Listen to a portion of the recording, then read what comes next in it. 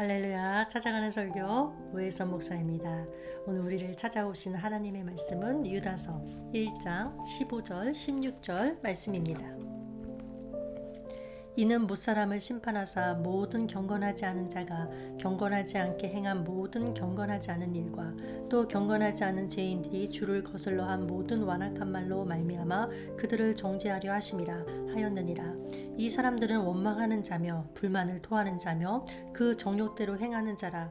그 입으로 자랑하는 말을 하며 이익을 위하여 아첨하느니라. 아멘. 하나님의 말씀이었습니다. 이 시간 성령님의 임재하신 가운데 하나님의 말씀으로 우리의 영혼을 가득 채워주시리라 주 안에서 소망하며 확신합니다. 오늘 본문은 교회 안에 들어와서 성도들을 미혹하는 거짓 교사들에 대해서 언급하고 있습니다.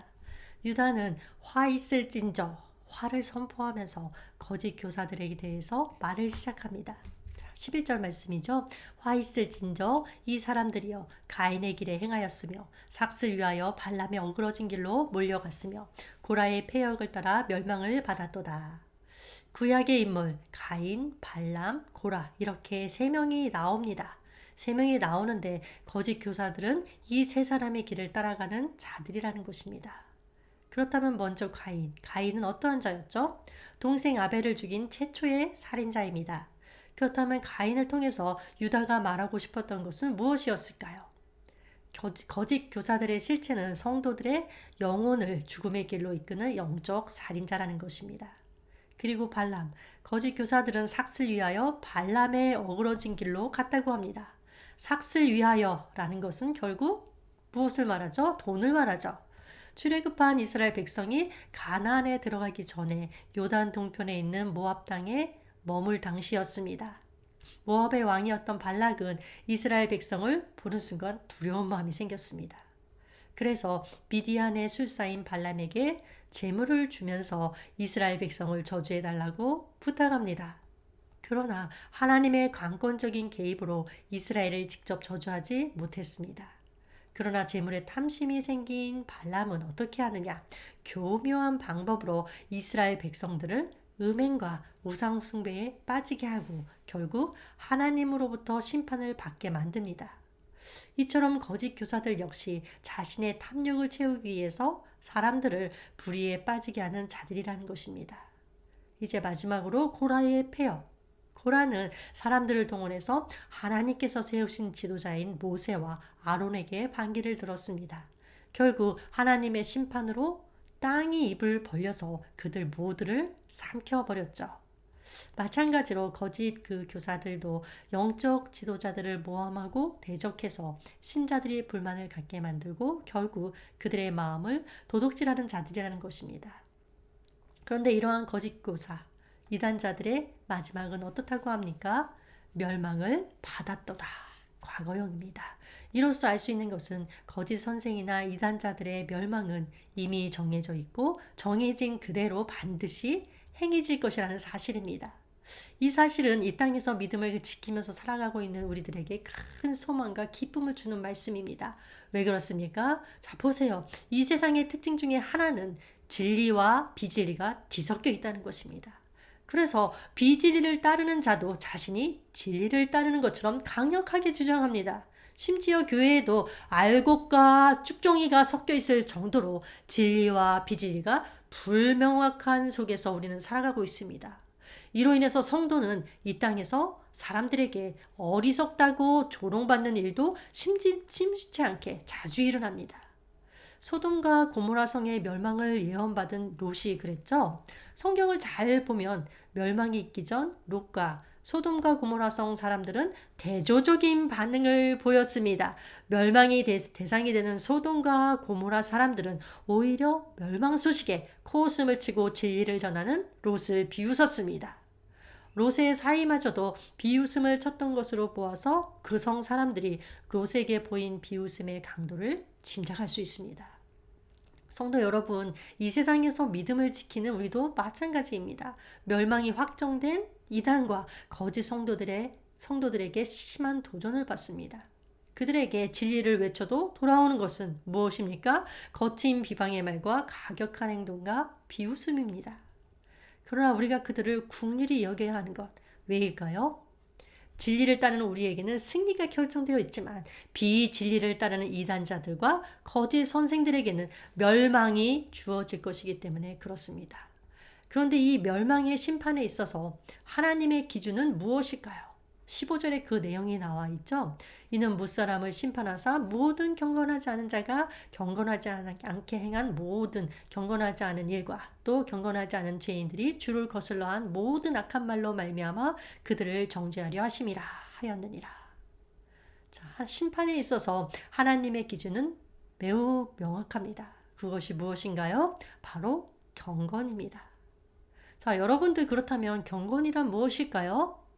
여러분들은 경건 하면 무엇을 떠올리시나요? 어쩌면 말씀 많이 보고 기도 많이 하는 사람을 보고 경건하다고 생각할지도 모릅니다. 그러나 오늘 성경 말씀에서는 그러한 것을 경건이라 말하지 않습니다.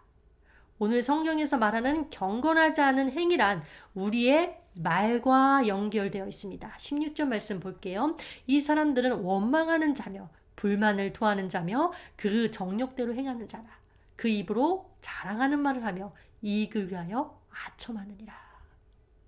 경건치 않은 행위 4가지가 나옵니다. 원망, 불만, 자랑, 아첨. 이 4가지를 중요 제약으로 손꼽고 있습니다. 여기에서 우리의 혀의 이 사용이 얼마나 중요한지 알 수 있습니다. 자, 야고보서에서 야고보도 말했죠. 행함이 없는 믿음은 죽은 것이니라 라고 선언하면서 바로 이어서 혀의 말, 언어 생활에 관해서 이야기합니다.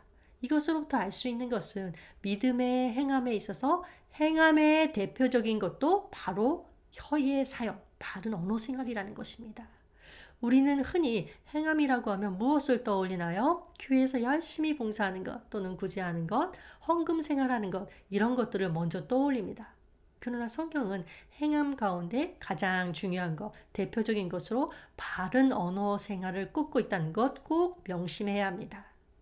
오늘 본문이 말하고 있는 경건의 행위와 같은 맥락을 하고 있죠. 오늘 본문에 나오는 경건치 않은 행위 4가지였죠. 원망, 불만, 자랑, 아첨. 이것은 성경 속에서 이 4가지 죄악으로 인해 멸망받은 자들의 사례를 찾아볼 수 있습니다. 바로 이스라엘 백성들입니다.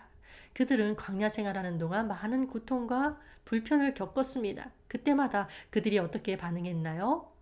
끊임없이 지도자인 모세에게 원망했습니다. 이는 곧 모세를 세운 하나님에 대한 불신앙이며 불평과 원망이었습니다. 마실 것이 부족해서 먹을 것이 없어서 무더위 때문에 그리고 대적의 침입 때문에 끊임없이 불평했습니다. 그러니 나중에는 신비의 음식인 만나를 먹으면서도 맛이 없다고 불평했던 것입니다. 그 결과가 무엇이었나요? 그들은 광야에서 40년간 방황하다가 약속의 땅에 들어가지 못하고 모두 광야에서 죽고 말았습니다. 또한 자랑하는 자들이 심판받고 멸망한 사례도 성경에 많이 있습니다. 예를 들면 히스기야 왕 때 예루살렘을 침공한 사네립을 보세요. 그는 군대 장관 랍사게를 보내서 하나님의 백성을 무시하고 심지어는 하나님의 거룩한 이름을 회방하고 자만하다가 어떻게 되었나요? 그날 밤 하나님의 천사에 의해서 18만 5천 명의 군사를 잃고 철군했다가 본국에서 신하들에 의해 살해당했습니다. 또 초대교회 당시 헤롯은 하나님께 돌릴 영광을 가로채며 자만하다가 어떻게 되었죠? 하나님의 진노로 몸에 벌레가 생겨서 죽임을 당했습니다. 이처럼 하나님을 무시하고 자신을 내세우는 자랑은 결코 작은 죄가 아닙니다. 멸망으로 이끄는 죄악입니다. 그래서 야고보서 4장 16절에서는 허탄한 자랑은 다 악한 것이다 라고 합니다. 이제 마지막으로 아첨, 역시 경건치 않은 자들이 자주 범하는 죄악입니다.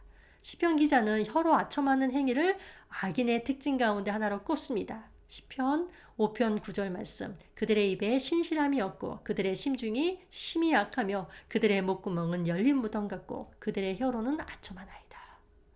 또한 시편 12편 3절에서는 여호와께서 가장 가장스럽게 여기시는 것 중에 하나로 아첨하는 입술과 자랑하는 혀를 들고 있습니다.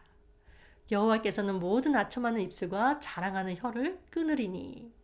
자, 이상에서 보듯이 원망, 불평, 자랑, 아첨 이 네 가지는 결코 하나님의 경건한 백성이 해서는 안 될 악한 덕목들입니다.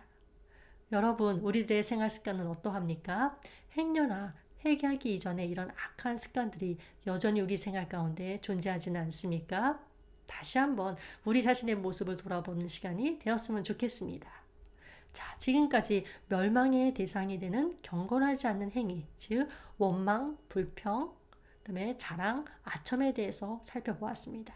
그런데 이에 더해서 하나가 더 있죠. 15절 말씀 다시 한번 볼게요. 이는 무사람을 심판하사 모든 경건하지 않은 자가 경건하지 않게 행한 모든 경건하지 않은 일과, 자, 이것은 무엇을 말하는 거죠? 원망, 불평, 자랑, 아첨 이 네 가지를 말하는 거죠. 자, 이어서 또 경건하지 않은 죄인들이 주를 거슬러 한 모든 안악한 말로 말미암아 그들을 정죄하려 하심이라 하였느니라. 주님을 거슬러 한 모든 완악한 말이 추가되어 있습니다. 자, 그럼 이것을 우리에게 적용해 볼까요? 우리는 스스로 이렇게 생각합니다. 내가 말실수는 좀 하지만 그래도 감히 하나님을 대적하는 완악한 말을 하지는 않는다. 그러나 우리가 아무 생각 없이 또는 지나가는 말로 하는 것이 때로는 하나님을 대적하는 완악한 말이 될 수도 있다는 것을 알아야 합니다. 자, 말라기서에서 여호와 하나님께서는 이스라엘 백성에게 말씀하셨습니다. 너희가 완악한 말로 나를 대적하고도 이르기를 우리가 무슨 말로 주를 대적하였나이까 하는도다. 하나님께서는 이스라엘 백성에게 너희가 완악한 말로 나를 대적하는구나 하시지만 이스라엘 백성은 되려 반문합니다. 우리가 무슨 말로 주를 대적하였나이까. 우리는 완악한 말로 주님을 대적한 적이 없습니다. 자, 이것은 어쩌면 우리가 하고 싶은 말일 수도 있습니다. 그러자 주님이 다시 말씀을 이어가십니다. 너희들이 이렇게 말하지 않았느냐. 말라기서 3장 14절 15절 말씀. 하나님을 섬기는 것이 헛되니 만군의 여호와 앞에서 그 명령을 지키며 슬프게 행하는 것이 무엇이 유익하리요. 지금 우리는 교만한 자가 복되다 하며 악을 행하는 자가 번성하며 하나님을 시험하는 자가 화를 면한다 하노라. 자, 이 말씀은 이런 뜻입니다. 우리 주변을 보면 믿지도 않고 거기에다가 악한데 더 잘 살고 번성하는 것을 볼 때가 있습니다. 그러면 슬며시 이런 생각이 들어오지요. 이렇게 교만하고 악을 행하는 자들이 더 잘 살면 우리가 하나님의 명령을 지키고 경건하게 사는 것이 무슨 소용이 있단 말인가? 자, 우리는 이런 말이나 생각을 하면서도 가볍게 여기지만 하나님께서는 뭐라고 하십니까? 이런 말과 생각이 주를 대적하는 완악한 말이라고 하십니다. 우리의 기준과 하나님의 기준은 굉장히 다르다는 것을 알 수 있습니다. 자, 여기에서 우리가 말씀에 대한 실력이 있어야 한다는 것을 깨달아야 합니다. 믿는 자들이 왜 거짓 교사, 이단들의 꼬임에 넘어갈까요? 첫째는 말씀의 실력이 없기 때문입니다. 오랜 세월 교회에 다녔기 때문에 아는 말씀은 꽤 많습니다. 그런데 문제는 이 아는 말씀이 자신의 실력으로 자기 몸에 붙지 않았습니다. 왜냐하면 맨날 떠먹여주는 말씀, 교회에서 들려주는 말씀만 먹기 때문에 그렇습니다. 스스로 말씀을 먹지 않는다는 거죠. 그래서 떠먹여주는 것만 먹으면 아는 것이 꽤 많은 것처럼 보인다 할지라도 사실은 어떻습니까? 어린아이의 신앙에 머무를 수밖에 없습니다. 둘째는 믿기는 믿되 생각 없이 맹목적으로 믿기 때문에 그렇습니다. 어쩌면 맹목적으로 믿는 믿음이 얼핏 보기에 더 뜨겁고 열심히 있어 보이고 믿음이 좋아 보일지도 모릅니다. 그러나 우리 주님 분명히 말씀하셨습니다. 예수를 깊이 생각하라. 깊이 생각하라. 신앙생활에 있어서 물론 열심이 중요하지만 그러나 생각 없는 그 열심은 무의미합니다. 예수님이 예루살렘 성에 입성하실 때 종려나무 가지를 흔들면서 호산나 다윗의 자손이여 찬송하리로다 외치던 자들이 있었습니다. 그런데 이들이 불과 일주일이 지나기도 전에 어떻게 됩니까? 바리새인 그리고 서기관 제사장들이 꼬드기니까 바로 바뀌어 버립니다. 없이 하소서 저를 십자가에 못 박으소서. 이처럼 생각 없이 무턱대고 믿는 것은 이런 결과를 가져옵니다. 이단의 꼬임에 바로 넘어가게 되어 있습니다. 예수 그리스도가 누구신지, 십자가의 죽음과 부활은 나와 어떤 연관이 있는지 깊이 생각할 줄 알아야 합니다. 그래서 예수님에 대한 정확한 신앙 고백을 가져야 합니다. 이것이 제대로 되지 않은 상태에서 내는 열심이라면 때에 따라서는 이 열심이 그 사람을 망하게 할 수도 있습니다. 자, 앞으로 이단은 더 판을 칠 것이고 믿는 자들을 미혹하려고 안간힘을 쓸 것입니다. 이러한 시대 속에서 우리는 어떻게 살아야 하겠는가? 말씀의 실력을 가지시기 바랍니다. 그리고 맹목적으로 믿지 마시기 바랍니다. 예수를 깊이 생각하라 라고 말씀하셨듯이 생각할 줄 아는 믿음의 소유자들이 되시기를 바랍니다. 기도하겠습니다. 하나님 아버지, 저희들의 믿음이 맹목적인 열심의 바탕을 둔 믿음이 아니라 말씀에 기초한 믿음이 되게 하여 주시옵소서. 스스로도 말씀을 먹음으로 굳센 믿음, 깊은 믿음, 넘어지지 않는 믿음이 될 수 있도록 주님 축복하여 주시옵소서. 예수님의 이름으로 기도합니다. 아멘.